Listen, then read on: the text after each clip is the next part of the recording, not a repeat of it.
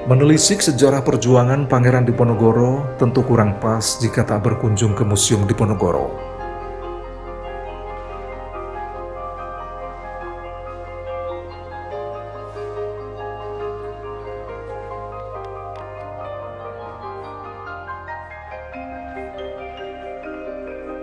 Museum ini berada di bekas kediaman Pangeran Diponegoro dan keluarganya di Tegalrejo, Yogyakarta.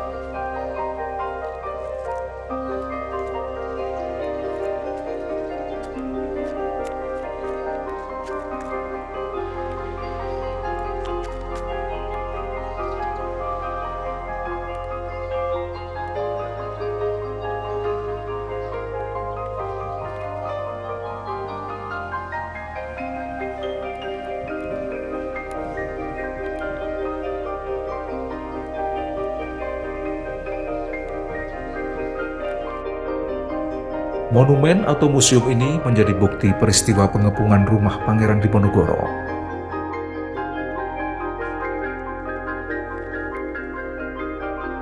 Pengepungan yang dilakukan oleh pasukan Belanda saat itu menyebabkan tidak ada lagi jalan keluar.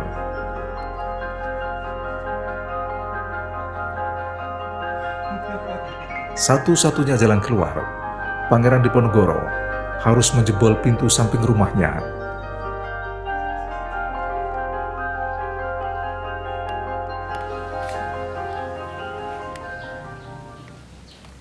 Inilah tembok jebol di mana saat itu ada pengepungan tentara kompeni Belanda untuk menangkap Pangeran Diponegoro, dan diiringi dengan beberapa pasukan beliau. Akhirnya beliau dengan kekuatan dalamnya, dengan izin Allah, mampu menjebol tembok ini, dan pada saat itulah beliau berhasil lolos. Dan ini menjadi sebagai sebuah penanda perang Jawa terbesar 5 tahun, yaitu perang Diponegoro atau perang Jawa.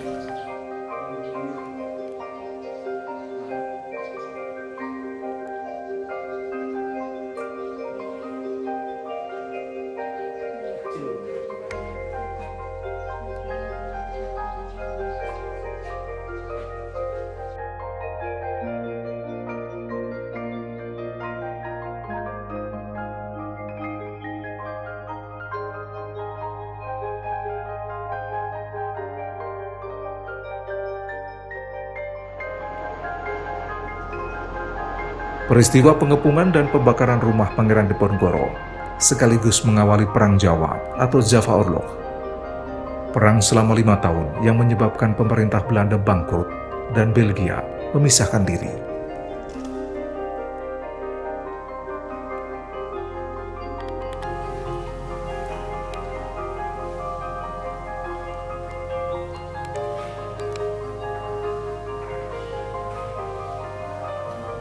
Koleksi museum di Ponorogo sangat beragam. Jumlahnya sekitar 100 jenis. Terdiri dari gamelan, bandil, tameng, keris, panah, tombak, dan sejumlah benda peninggalan Pangeran Diponegoro saat bertempat tinggal di rumah ini.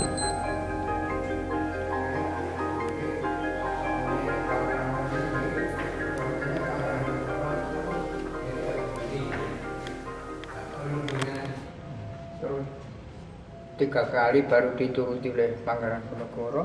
Padahal Pangeran Diponegoro sudah nggak mau, berunding nggak mau. Sampai di mana? Ke Kalang Belanda. Kan gitu. Iya.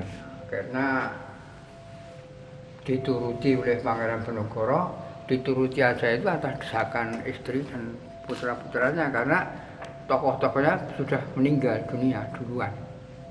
Contohnya seperti ini, Ki Mojo kan, gitu, ini meninggal. Ini Agung Serang, Dewi Sumberah. Padahal ini 4 itu tokoh yang diutamakan. Utama, ya. Ya, meninggal dunia. Kan jawaban dari istrinya Pangeran Diponegoro itu kan Raden Ayu Ratnaningsih yang terakhir itu istri yang dicintai di mana aja ikut perang melawan Belanda. Nah, gitu. Akhirnya dituruti, ya sudah berunding di Magelang. Gitu. Nah, tapi dalam perundingan kan ditipu sebetulnya. Ini kamu Diponegoro, sebetulnya kamu itu kalah dalam perundingan ini. Karena tanda buktinya sinar merah ini menyoroti saya Belanda. Gitu. Jadi anggap kalah. Loh, kalah gimana? Licik dalam perundingan, dihentikan perangkoannya, menipu. Pusakanya pun nggak ada. Ini kan sudah nggak bawa keris pusaka, ya kan? Iya. Terpaksa ini mau diberangkatkan ke pengasingan. Nah kemudian ini ada lagi lukisan ini seperti ini. Jadi lukisan Raden Saleh. Jadi kalau bangsa kita ini anggapan dalam lukisan ini enggak benar bagi bangsa kita, ya. Tapi yang pakai ini kan gitu. Setelah ini dalam perundingan, nah ini kamu jenderal yang enggak tahu diri, dimarahi oleh Diponegoro. Tapi ya gimana lagi, terpaksa Pangeran Diponegoro akan dibuang ke pengasingan. Gitu. Ini malam-malam kan ditangkap, terus ditahan di Ungaran Semarang. Kan gitu. Terus akhirnya paginya ya kurang lebih 3 hari kan, kemudian terus dipindah ke Karisidenan. Kemudian dipindah lagi ke Batavia. Di sana di Jakarta, dulu Jayakarta kan. Kemudian diputuskan lagi Pangeran Diponegoro diasingkan ke Manado. Pertama diasingkan ke Manado, Beteng Amsterdam. Ini ada tulisannya, Amsterdam. Terus akhirnya sangkulinya Belanda ditahan kok sama keluarga, disendirikan aja. Jadi Pangeran Diponegoro disendirikan di Rotterdam, Makassar sampai meninggal dunia.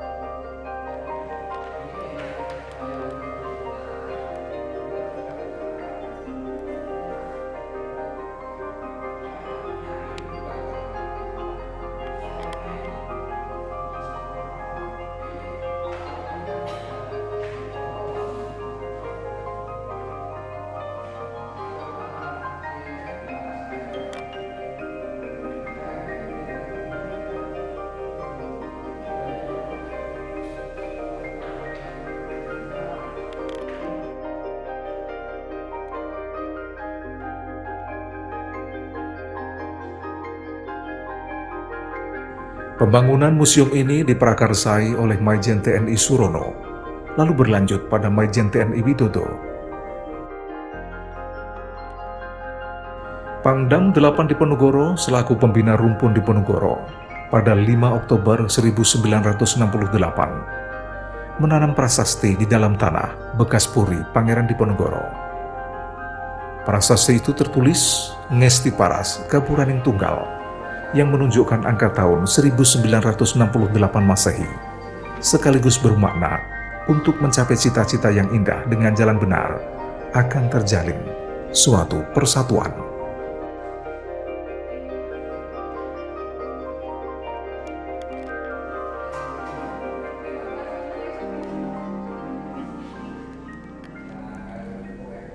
Tanggal 9 Agustus 1969, tahap pertama bangunan induk monumen telah selesai dibangun dan diresmikan oleh Presiden Soeharto.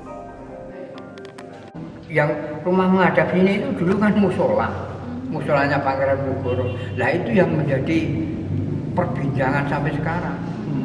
Kok sampai dibuat rumah? Nah, rumah itu rumah peristirahatan yang mau Gudang 7. Ini kan bangunan Gudang 7 dulu.